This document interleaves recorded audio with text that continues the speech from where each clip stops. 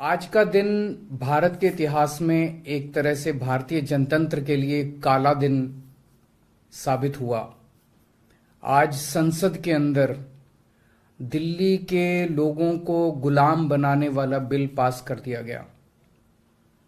ये बिल दिल्ली के लोगों को बेबस बना देता है, असहाय बनाता है, लाचार बनाता है, गुलाम बनाता है। जब हम आजाद नहीं हुए थे 1935 में, अंग्रेजों ने एक कानून बनाया था।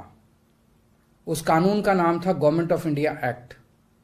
उस कानून में अंग्रेजों ने यह लिखा था कि भारत में चुनाव तो होंगे, लेकिन जो सरकार चुनी जाएगी उसको कोई काम करने की पावर नहीं होगी, काम करने की शक्तियां नहीं होंगी।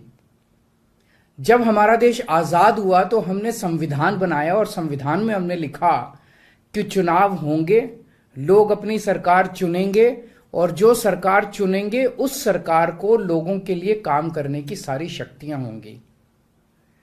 आज आजादी के 75 साल के बाद प्रधानमंत्री मोदी जी ने दिल्ली के लोगों की आजादी छीन ली।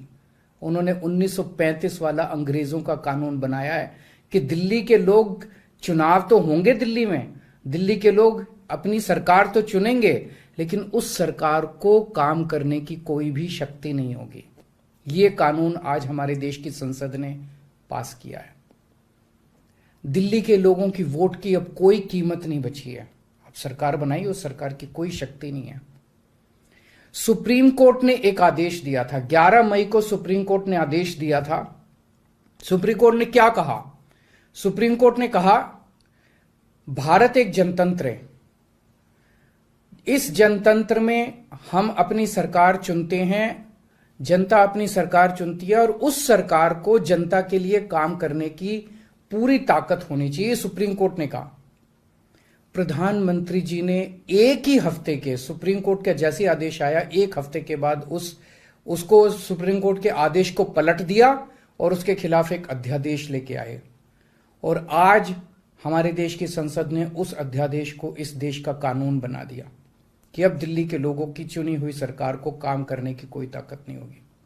अब इस कानून में लिखा है कि दिल्ली के लोग जो मर्जी सरकार बनाएं, लेकिन उस सरकार को चलाएंगे एलजी साहब और मोदी जी, सीधे सीधे वही लोग चलाएंगे इस सरकार को। तो इससे साफ जाहिर है कि प्रधानमंत्री मोदी जी कह रहे हैं कि मैं सुप्रीम कोर्ट को भी नहीं मानता। जिस देश के प्रधानमंत्री उस देश की सर्वोच्च अदालत को नहीं मानते, उस देश का क्या भविष्य हो सकता है? सीधे सीधे वो कह रहे हैं सुप्रीम कोर्ट जो मर्जी आदेश पास करे, अगर मुझे सुप्रीम कोर्ट का आदेश पसंद नहीं आया तो मैं उसके खिलाफ कानून बना के सुप्रीम कोर्ट के आदेश को पलट दूंगा। इतना अहंकार हो गया इन लोगों को। इन लोगों ने देखा कि दिल्ली में आम आदमी पार्टी को हराना बहुत मुश्किल है। पिछले 4 चुनाव सीधे सीधे 2013 में, 2015 में, 2020 में और उसके बाद एमसीडी का चुनाव, सीधे सीधे 4 चुनाव बीजेपी आम आदमी पार्टी से दिल्ली में हार गई। दिल्ली के अंदर 25 साल से ज्यादा हो गए अब बीजेपी की सरकार नहीं बनी है। 25 साल से इनको वनवास दिल्ली के लोगों ने दिया हुआ है। तो इनको लगा कि आम आदमी पार्टी को हराना मुश्किल है, तो इन्होंने चोर दरवाजे से, पीछे से चोर दरवाजे से इन्होंने दिल्ली की सत्ता को हथियाने की कोशिश की है। दिल्ली के लोगों ने एक बार आम आदमी पार्टी को 70 में से 67 सीट दी और 3 सीट बीजेपी को दी। दूसरी बार 70 में से 62 सीट दी और 8 सीट बीजेपी को दी। तो एक तरह से दिल्ली की जनता ने चिल्ला चिल्ला के बीजेपी को कहा है कि दिल्ली के अंदर दखल अंदाजी मत करना। प्रधानमंत्री जी को साफ साफ शब्दों में दिल्ली के लोगों ने कहा, 7 सीट उनको नेशनल चुनाव में 7 सीट दी और दिल्ली के चुनाव में 3 सीट दी। तो मोदी जी को साफ साफ दिल्ली की जनता ने कहा कि दिल्ली के काम में दखल अंदाजी मत करना, आप देश संभालो। लेकिन मोदी जी कहते हैं मैं जनता की बात नहीं मानता। इतना अहंकार हो गया। ना जनता को की बात मानते, ना सुप्रीम कोर्ट की बात मानते। और आपको पता है इस कानून में क्या लिखा है, जो कानून आज पास किया है?